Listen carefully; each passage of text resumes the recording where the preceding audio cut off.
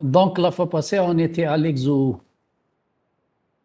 3. On a fait la question A et la question C. Il nous reste par la suite la question B dans laquelle on doit calculer l'adresse de M de IJ. D'accord? Et donc, dans la question A, on avait trouvé la condition, la relation liant I et J, de telle manière à avoir M de IJ différent de 0. Donc, on doit calculer maintenant l'adresse l'adresse de M de IJ. Donc, soit M de IJ, il est dans Donc, soit M de IJ, il est donc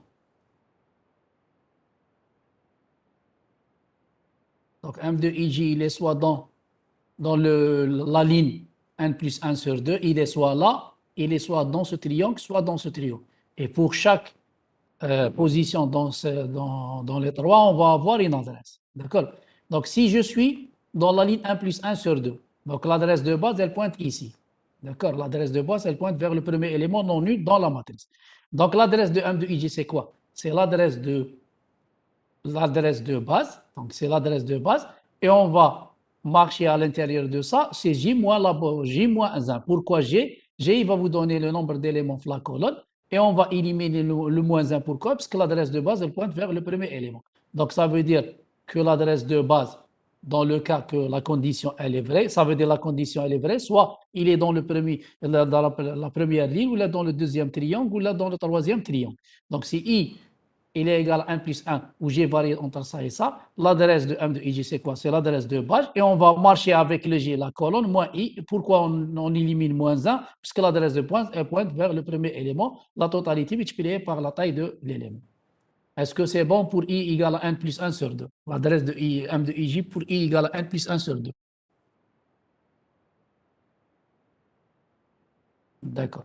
Maintenant, si on n'est pas, si on n'est pas Si on n'est pas Flaline 1 plus 1 sur 2, si on n'est pas Flaline 1 plus 1 sur 2, on est le triangle, on est dans le triangle, on est dans ce triangle. D'accord?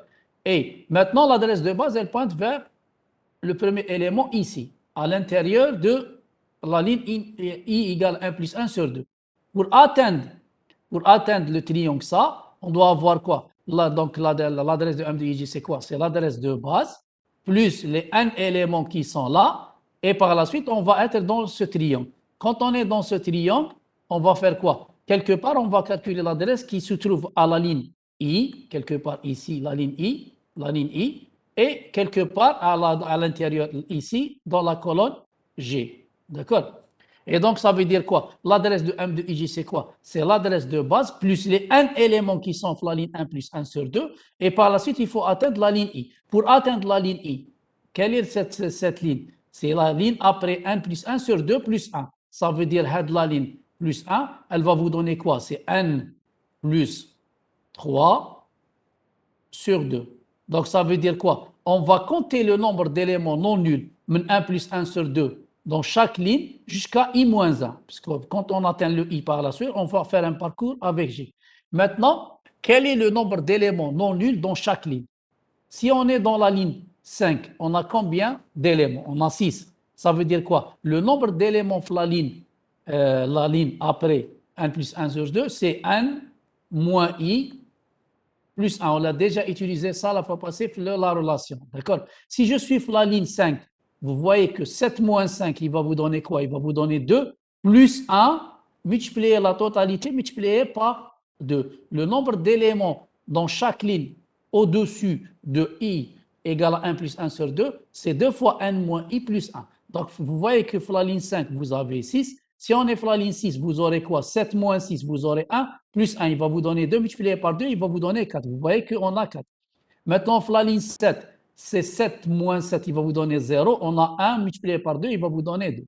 Est-ce que c'est bon pour ça? Puisque par la suite, on va utiliser ça pour calculer l'adresse de l'élément M de I. Est-ce que c'est bon? Vous voyez que chaque ligne au-dessous de I égale à 1 plus 1 sur 2, elle est égale à 2 fois N moins I plus 1.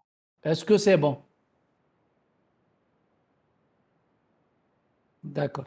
Et donc, ça veut dire quoi? Si on va calculer l'adresse de ça pour I, pour le premier triangle, c'est l'adresse de base plus un élément de la ligne 1 plus 1 sur 2. Et par la suite, on va comptabiliser le nombre d'éléments non nuls k égale à 1 plus 3 jusqu'à i moins 1, c'est 2 fois n moins k plus 1. Et quand on est la ligne i, on va faire quoi? On va faire j moins 1. Pourquoi on fait j moins 1? Puisque l'adresse de base, elle pointe vers le premier élément.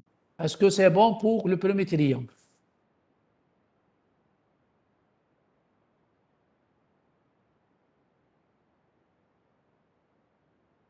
Est-ce que c'est bon pour le premier triangle? C'est bon pour le premier triangle, s'il vous plaît. Je répète. J'ai dit que, est-ce que c'est bon pour le i égale à 1 plus 1 sur 2? Est-ce que vous avez compris l'adresse de m de ij pour i égale à 1 plus 1 sur 2? Oui. Maintenant, on est le cas, le cas de cette matrice. Donc, j'ai dit que l'adresse de base, elle pointe ici, vers le premier élément. Quelle est l'adresse de base de cet élément? Quelle est l'adresse de base de cet élément? L'adresse de base de cet élément, c'est l'adresse de base du premier élément plus les n éléments là. L'adresse de base plus n élément, on tombe sur cet élément. D'accord? Est-ce que c'est bon? Est-ce que c'est bon? C'est bon? Oui. Maintenant, on doit chercher l'élément qui va se trouver sur la ligne I et la colonne J quelque part ici. D'accord? D'accord. Et donc, j'ai dit que la ligne, c'est la ligne n plus 3 sur 2. D'accord? Et donc, ça veut dire quoi? On va comptabiliser. L'adresse de m de ij, c'est quoi? C'est l'adresse de base ici, plus les n éléments qui sont la ligne 1 plus 1 sur 2. Et par la suite, pour atteindre la ligne I, on doit compter le nombre d'éléments non nuls de la ligne 1 plus 3 sur 2 jusqu'à I moins 1. Tel I moins 1. Combien d'éléments non nuls de 1 plus 3 sur 2 jusqu'à I moins 1. J'ai dit que, vous voyez les lignes qui sont au-dessous de I égale à 1 plus 1 sur 2, le nombre d'éléments non nuls fait c'est 2 fois n moins I plus 1. D'accord? Si je dois voir là, je suis là, quelle est la ligne? C'est la ligne 5. J'ai dit que 7 moins 5, il va vous donner 2, plus 1, il va vous donner 3. Multiplié par 2, vous voyez qu'on a 6. هذه la ligne 6, la ligne 6, la ligne 6 لهنايا, c'est la ligne 6 هذه. Donc 7 moins 6, il va vous donner 1, plus 1, il va vous donner 2. Multiplié par 2, vous voyez que vous avez 4. Et par la suite, la ligne 7, 7 moins 7, il va vous donner 0. 1 multiplié par 2, il va vous donner 2. Vous voyez que le nombre d'éléments non nuls au-dessous de la ligne 1 plus 1 sur 2, c'est 2 fois n moins i plus 1. D'accord? Et donc, ça veut dire l'adresse de l'élément qui va exister ici, c'est quoi? C'est l'adresse de base ici, plus le n éléments qui sont la matrice AD, le vecteur qui est à la position i égale 1 plus 1 sur 2. Ou on doit sauter le nombre d'éléments non nuls la ligne هذه, la ligne 1 plus 1 sur 2 jusqu'à i moins 1, qui est 2 fois, donc si on vient ici, donc c'est l'adresse de base plus le n éléments, et par la suite on saute le nombre d'éléments, on calcule le nombre d'éléments non nuls, 1 plus 1 plus 3 sur 2 jusqu'à i moins 1, et chaque ligne elle contient 2n moins k plus 1, et quand je suis la ligne i, je dois faire quoi? Je dois faire j moins 1 qui se pointe vers l'adresse de base. Est-ce que c'est bon? Est-ce que c'est bon? D'accord.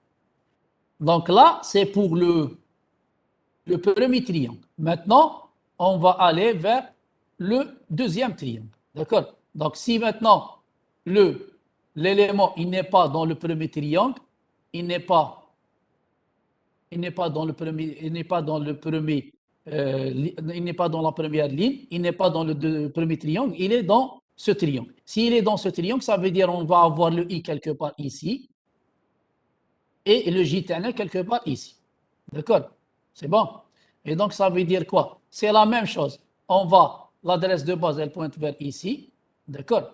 Et donc, ça veut dire l'adresse de m de ij, c'est quoi? C'est l'adresse de base plus les n éléments dans cette matrice. Et par la suite, on va comptabiliser le nombre d'éléments la ligne hadi n plus 3 sur 2 jusqu'à i moins 1. D'accord? On va faire ça.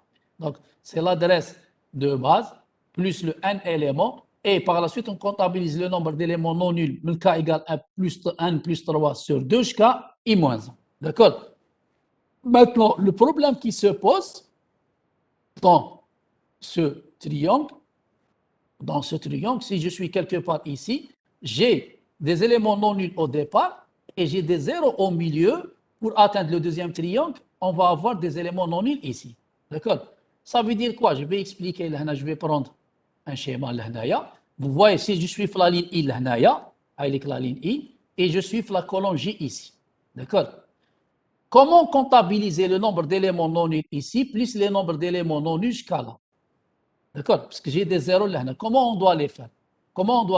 On sait que, déjà, on a vu que la ligne HD, elle contient. Quel est le nombre d'éléments dans cette partie? C'est n moins I plus 1 dans cette partie. Et dans cette partie, vous avez n moins I plus 1 élément. Ça veut dire quoi? La ligne I, donc la ligne I, elle va contenir combien d'éléments? C'est 2n, 2 fois n moins I, éléments non nuls. D'accord? Comment faire maintenant pour calculer le nombre d'éléments non nuls ici plus ici? On comptabilise le nombre d'éléments non nuls, la ligne complète qui est 2n, n moins i plus i, et on peut calculer maintenant le nombre d'éléments non nuls ici, mais la fin vers le j. Comment on doit le comptabiliser? Le nombre d'éléments dans cette partie, c'est quoi? C'est la bord sup moins la bord f plus 1. D'accord? Et ça veut dire quel est le nombre d'éléments non nuls dans cette partie et dans cette partie J, c'est 2 fois n moins i plus 1 moins la partie qui vient de la fin, de 1 vers le j. Est-ce que c'est bon?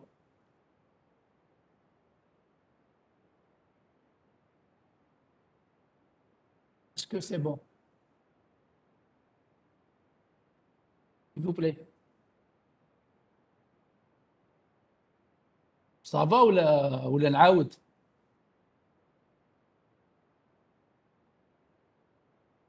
Ça va ولا c'est bon؟ ماشي ça va, c'est d'accord.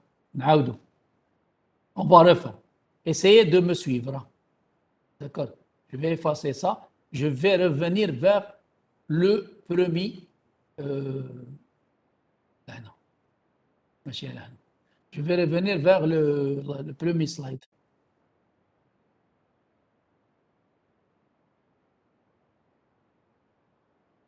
Je vais effacer ça. D'accord. J'ai dit qu'on est dans ce triangle. Maintenant, le M de IJ, il est quelque part ici. Maintenant, le J, il est là. Ou le I, il est quelque part ici. D'accord. Déjà, ما نروحوش حتى la ligne I.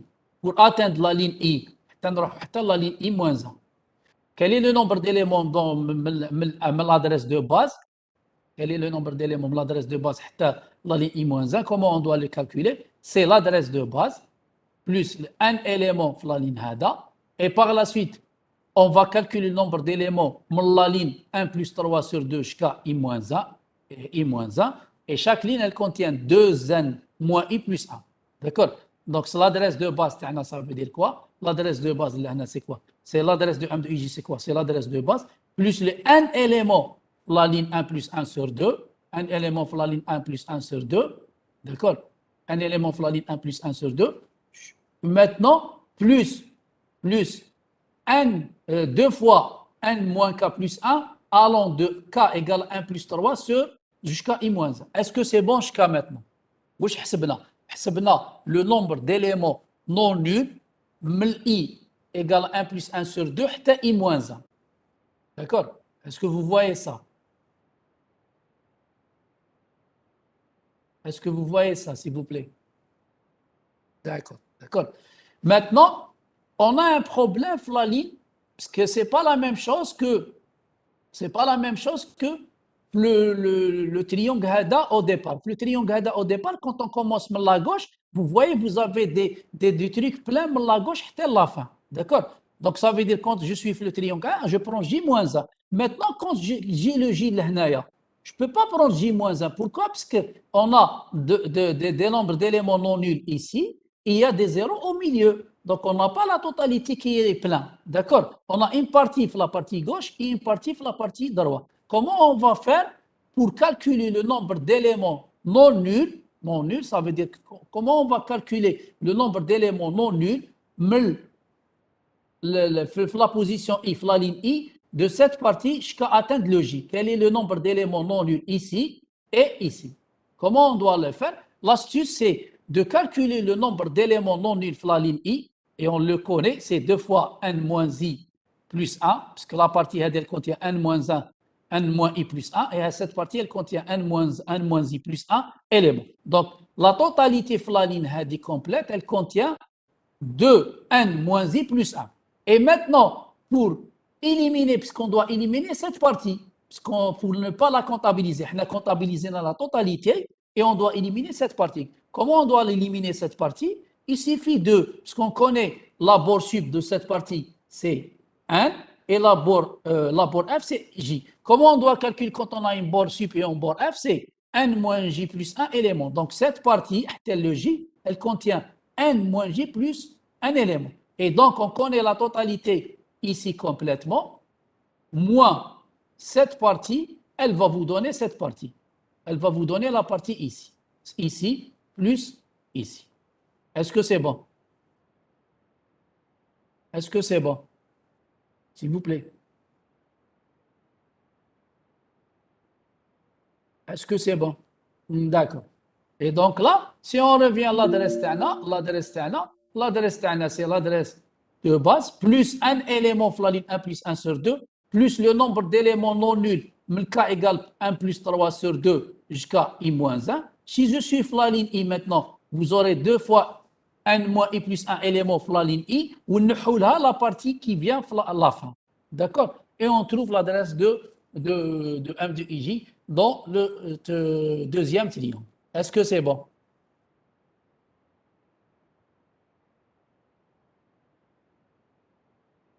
Est-ce que c'est bon? D'accord.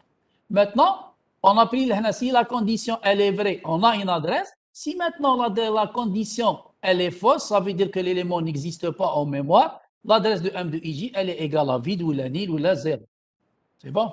Est-ce que vous avez des questions flexo 3? Sinon, on va passer à la série numéro 3 concernant le langage statique et le langage dynamique. Est-ce que vous avez des questions flexo 3? Est-ce que vous avez des questions flexo 3? S'il vous plaît. C'est bon, on peut passer la série numéro 3.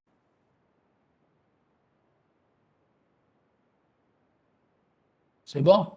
Est-ce que c'est bon? S'il vous plaît.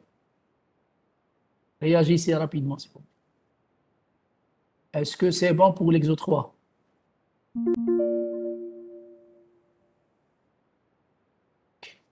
Donc, on va passer l'exo.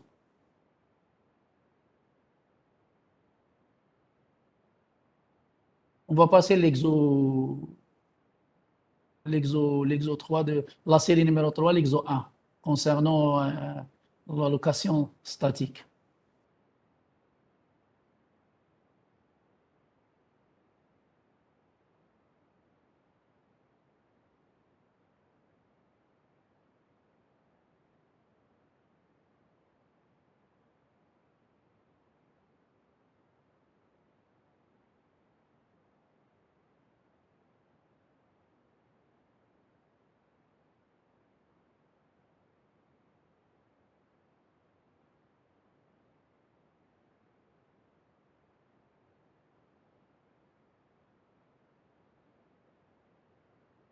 Ah, monsieur.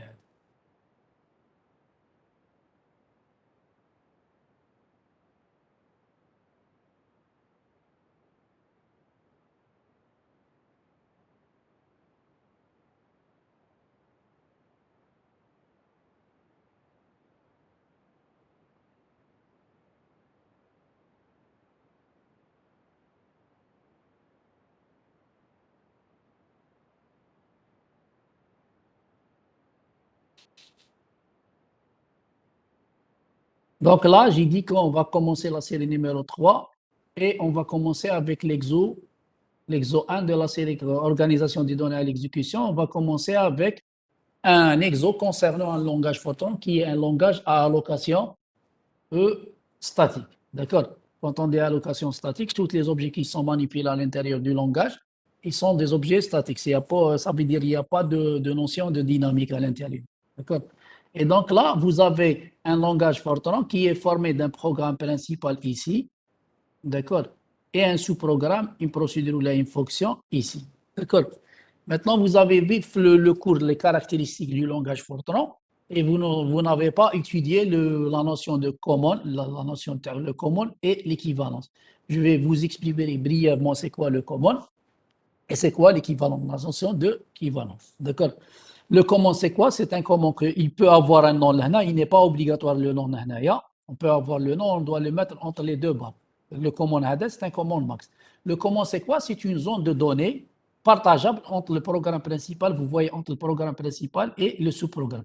Quand le programme principal veut passer des données à un sous-programme, il suffit de le mettre dans un common et le common, il va l'utiliser en utilisant la zone de données commune entre le programme principal et le sous-programme. Je vais expliquer brièvement par la suite ça. Et il y a la notion d'équivalence. Donc, le common, c'est toute une zone de données partageable entre le programme principal et un sous-programme.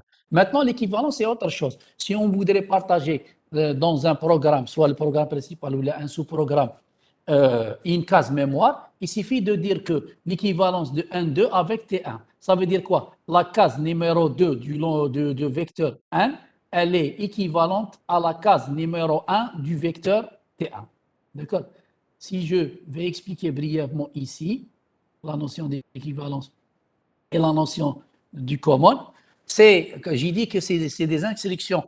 Ces instructions sont des ordres non exécutables. Ce pas des instructions exécutables. Il sert à quoi? Il sert à réagir ils vont réagir sur l'implémentation des variables en mémoire. D'accord? Il sert à gérer les mémoires. Il sert à gérer seulement les zones de données en mémoire. D'accord?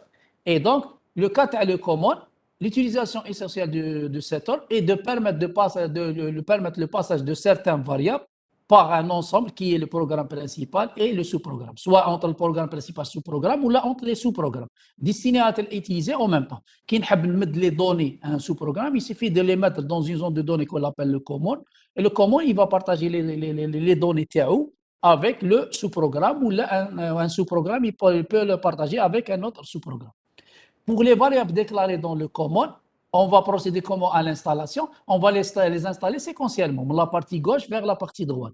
Du côté du programme principal, de la partie gauche vers la partie du programme principal, vers la fin. Et la même chose, du côté de ce programme, on va les installer séquentiellement, de départ de la gauche vers la droite.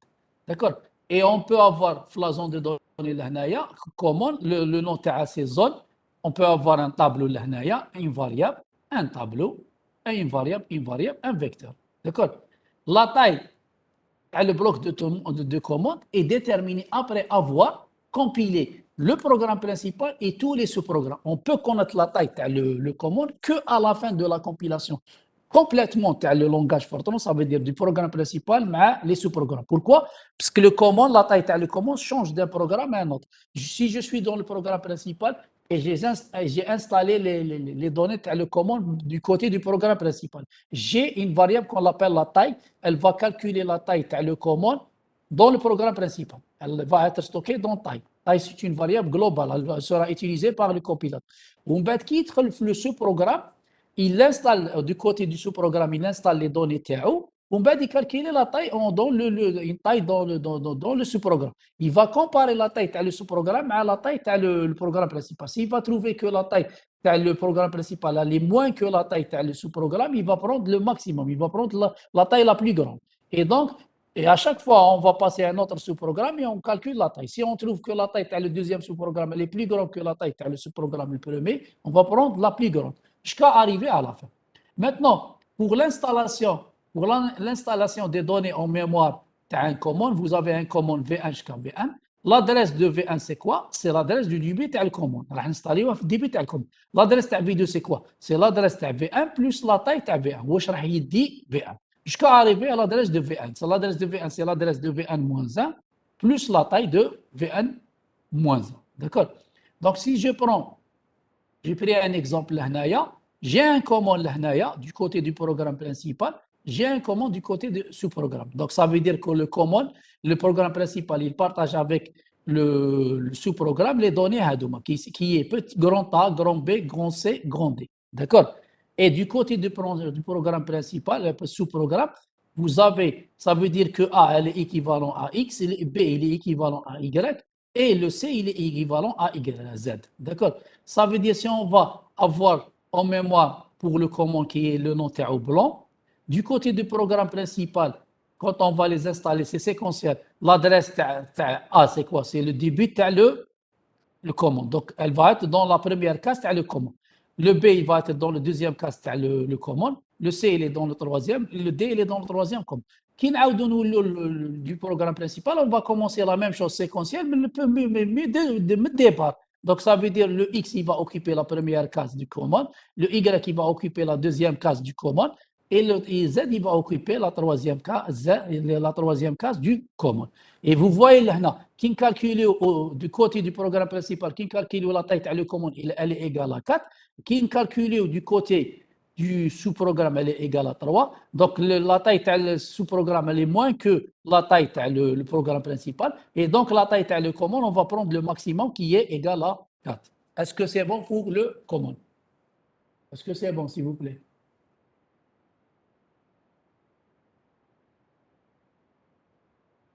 Est-ce que c'est bon, s'il vous plaît?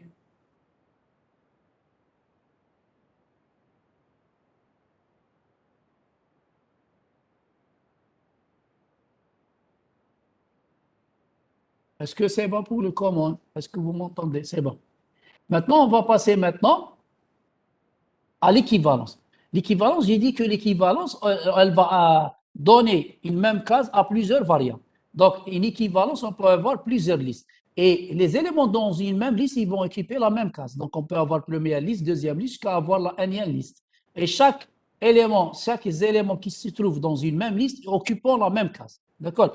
Et les listes, les éléments qui sont à l'intérieur de la liste, ils peuvent être des variables simples ou des variables indicées par des constantes, soit des variables dans les tableaux, là c'est des variables simples.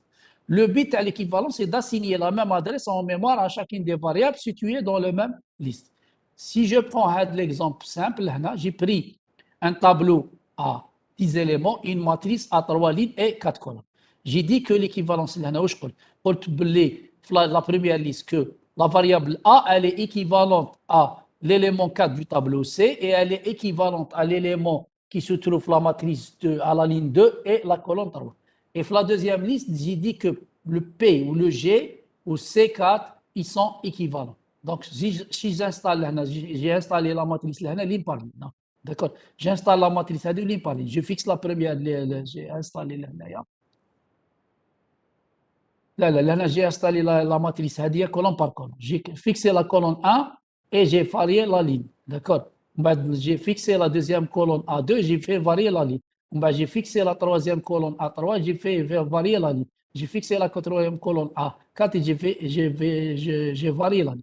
Par la suite, on revient à l'équivalence. J'ai dit que on a quoi? Que l'élément qui se trouve la ligne 2 et la colonne 3, il est équivalent à l'élément 4 du tableau C. Donc, je reviens لهنايا واش قلت لهنا كاع يديك هي une équivalent.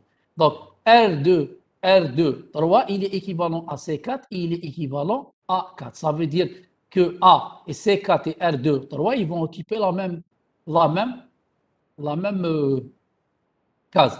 Et en même temps, le P ou G, ils vont occuper la même case que C9. D'accord?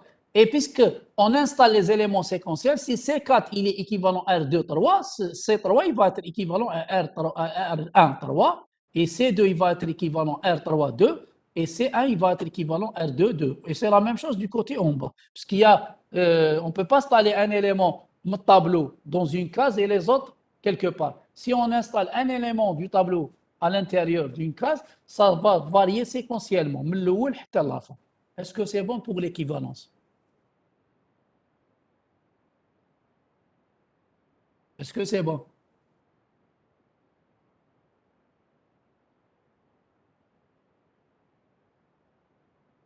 Est-ce que c'est bon?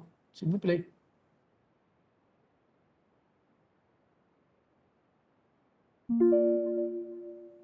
Ok. D'accord. Donc maintenant, on revient à l'exoterne. Dans l'exoterne, où on a que on a un programme principal, on a un programme principal ici, ici, J'ai un programme principal ici et un sous-programme. Je vais, donc on vous demande quoi? De donner la zone de données du programme principal, tu as le sous-programme et tu as le common. On a trois zones de données. D'accord? في الكور واش شفتوا واش قلتوا pour la zone de données du programme principal, c'est les variables qui sont déclarées locales à l'intérieur du programme principal, qui sont ces variables, le A ou le B ou le C ou le 1C qui est un vecteur à 5 éléments, un vecteur D à 5 éléments et un vecteur E à 2 éléments. C'est tous les éléments qui sont déclarés localement à l'intérieur du programme principal ou du sous-programme, moins les éléments qui sont déclarés dans une zone de données commune. Est-ce que عندك X ou Y ou T4 لهنايا ما عندناش. Mais il faut faire attention. On a une équivalence du tableau N2 avec T1 et T1, T1 un élément 1 du tableau T qui est dans la zone de données commune. Ça veut dire quoi? Que le tableau N le tableau N, puisqu'il est équivalent à T1, il va passer dans la zone de données commune. Il n'est pas dans le programme principal. Ça veut dire que les variables grand A, grand B, grand C, D et E sans le N qui n'est pas dans la zone de données du programme principal. Est-ce que c'est bon?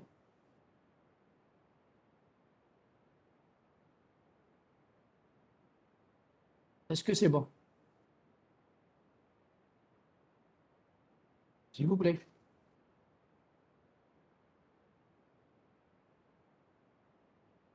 Est-ce que c'est bon?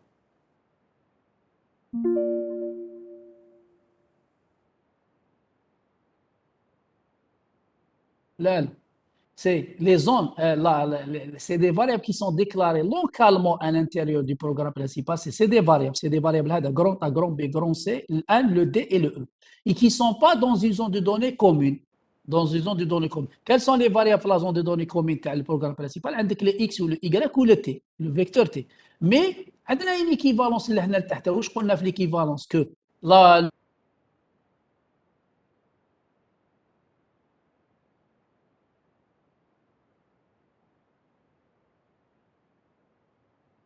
راح يترانسفيرا dans le common. Pourquoi? Parce qu'il y a une équivalence. ما نقدرش ندير une équivalence d'un élément في الكومون و l'autre partie في le programme principal. راح نترانسفيري كاع le vecteur 1 qui est de dimension 5 vers la zone de données commune puisqu'il y a une équivalence. D'accord? Est-ce que c'est bon? D'accord. Et donc là, ça veut dire quoi? On va avoir le programme principal, les données, sauf le N هذا. معناتها واش عندنا grand A, grand B, grand C, le tableau D5 et le tableau E5. Si on va voir là, la zone de données du programme principal, vous aurez quoi? Vous aurez le A, le B, le C, vous tableau D1, D2, D3, D4 et D5. ومن بعد نعاودوا نولوا لهنايا parce qu'il y a, je crois, une équivalence entre, vous voyez là, l'équivalence, que l'élément 4 du tableau D, il est équivalent à l'élément 1 du tableau E. Si on revient ici, on va voir que E1, il est équivalent à D4. Ça veut dire que E2, il est équivalent à D5, plus les temporels. On doit mettre des temporels de plus. Est-ce que la zone de données du programme principal, elle est bonne? Est-ce que vous avez compris pour la zone de données du programme principal? Est-ce que c'est bon?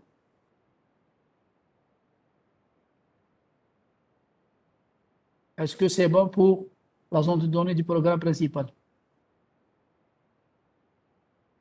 Est-ce que c'est bon, s'il vous plaît?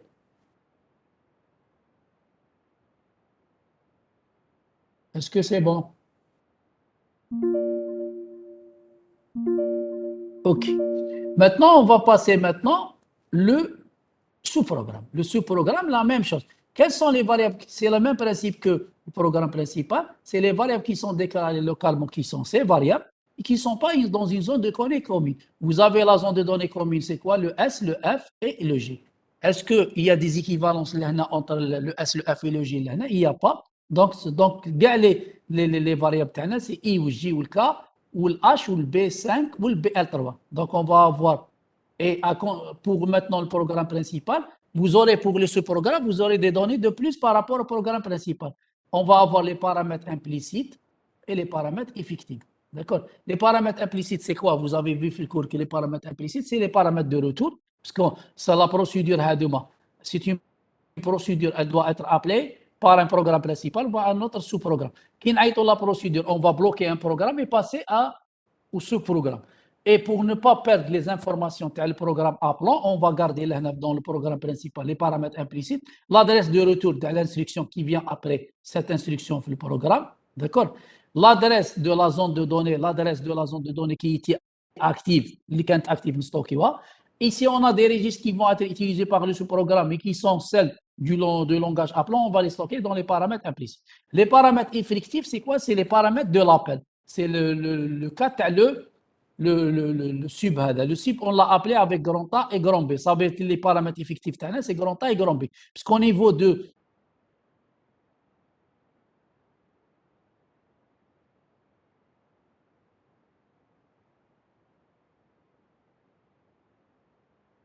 dans les paramètres, le grand A et le grand B. Et par la suite, on va installer séquentiellement le I ou le J ou le K.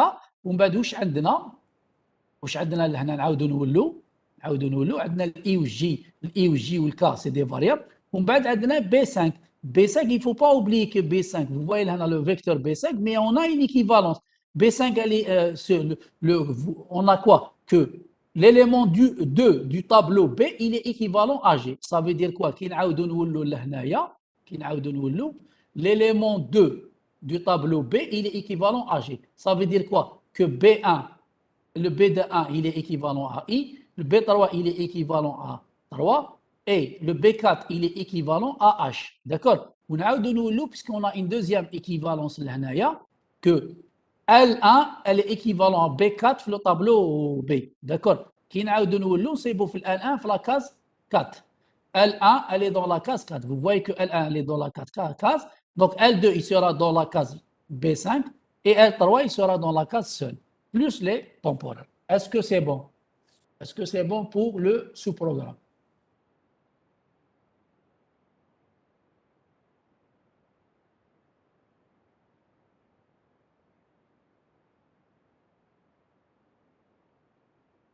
Est-ce que c'est bon pour le sous-programme?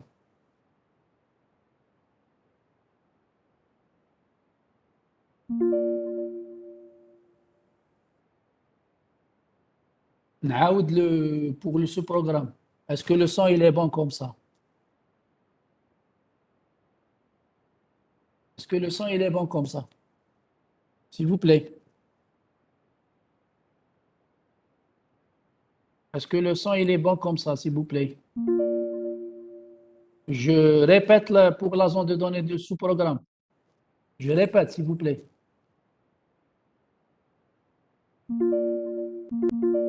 D'accord. J'ai dit que c'est une même zone de données que le programme principal. Mais on a de plus que le programme principal, parce que le programme principal, c'est lui le programme principal. Il ne peut pas être appelé par d'autres programmes. Le programme principal, il peut appeler des sous-programmes, ou l'aide des sous-programmes, ils peuvent appeler d'autres sous-programmes. Ça veut dire quoi? C'est pour ça, dans la zone de données d'un sous-programme, vous aurez de plus par rapport au programme principal les paramètres implicites et les paramètres effectifs. Les paramètres implicites, c'est quoi? Parce que le sous-programme sera appelé par un programme appelant. Le programme appelant, pour ne pas perdre ces informations, on va stocker dans les paramètres implicites l'adresse de le retour, le programme appelant, et l'adresse de la zone de données du programme appelant, pour ne pas être écrasé, pour ne pas l'écraser. Et s'il y a des registres qui vont être utilisés par le sous-programme et qui sont importants pour le programme principal, il faut les stocker dans les paramètres implicites. Les paramètres effectifs, c'est quoi? C'est les paramètres de l'appel. Vous voyez qu'au niveau de la procédure, quand on écrit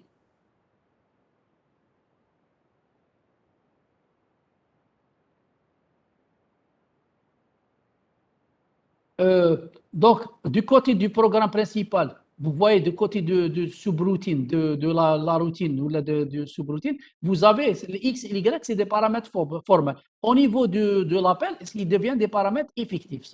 Le grand A et le grand B, c'est des paramètres effectifs. Ça veut dire quoi? On va stocker à l'intérieur du paramètre effectif, grand A et grand B. Et par la suite, on va faire la même chose que le programme principal. Quelles sont les variables qui sont déclarées localement là? Ou le I, ou le J, ou le K, ou le H. Donc, on installe d'abord le I, ou le J, ou le K, ou le H. Donc, on a I, J, K, H. Et par la suite, on va, avant de stocker le grand B et le grand L, on va voir les équivalences. Vous avez vu là que l'élément 2 du tableau B2, il est équivalent à GF, la zone de données. Ça veut dire quoi là هنايا واش نروحوا نصيبوا que B2 il est équivalent à GF le tableau la zone de données du sous-programme. Ça veut dire que B2 de B1 il est équivalent à I, B3 il est équivalent à K et H il est équivalent à B3, à B4. D'accord? Maintenant, il y a une deuxième équivalence, c'est l'équivalence de l'élément 1 du tableau L avec l'élément B et l'élément 4 du tableau B. Si on revient à l'installation pour la zone de données, on va voir que L1 il est équivalent à B4. L1 équivalent à B4 et H. L2 elle sera équivalent à L5, B5 et L3 il est seul plus les temporaires. Est-ce que c'est bon pour la zone de données du programme principal, du sous-programme? Est-ce que c'est bon? Bien sûr, les variables sont stockées séquentiellement, du gauche vers la droite. D'accord? Et on commence par la première. C'est là, on a deux déclarations. On a la première déclaration. نبداو من ال هنا ومن بعد J ومن بعد K. Dans l'ordre ومن بعد H ونتبعوا. Mais il faut faire attention, il y a des équivalences لهنايا. D'accord? Donc, ça veut dire qu'on doit stocker normalement le I, le J, le K et le H, ou le vecteur B, B5, qui on commence avec B1, B2, B3, B4. Mais vous avez que B2, il est égal à J. Maintenant, لازم نحطوا B2 مع J, où on va suivre par la suite séquentiellement les éléments B2 مع J. Maintenant, le B1, il va être avec I, le B3, il va être avec K, le B4, il va être avec H, et le B5, il est quelque part seul, ou même d'où la deuxième équivalence que l'élément 4 du tableau 4, il est équivalent à l'élément 1 du tableau 1, et on va faire les équivalences dans l'ordre séquentiel. Est-ce que c'est bon? Est-ce que c'est bon, s'il vous plaît? Maintenant, il nous reste le dernier, c'est le common max du côté du programme principal et du côté de ce programme. Donc, la zone de données là, du common qui est le nom au max, on va avoir deux parties, du côté du programme principal et du côté de la zone de données simple. Donc là, qui nous le programme principal, vous avez du côté du programme principal, vous avez X, Y, T4, d'accord, on va les installer séquentiellement, d'accord, séquentiellement. Donc X, vous aurez X, Y, T1, T2, T3, T4. Mais si on revient là, on a une deuxième équivalence. On a quoi? L'équivalence que T1, il est équivalent au numéro 2 du tableau 1. Donc on va installer là, qui T1, il est équivalent à N2. Ça veut dire que N1, il est avec Y, N3, il est avec T2, N4, il est avec T3 et N5, il est avec T4. C'est du côté du programme principal.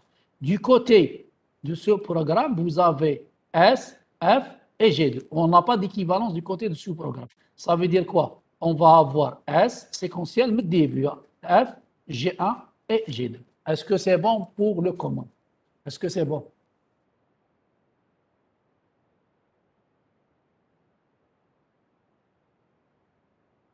Est-ce que c'est bon pour le common?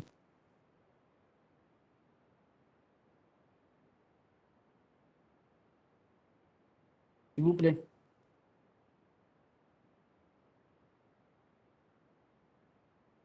S'il vous plaît, est-ce que c'est bon pour le common?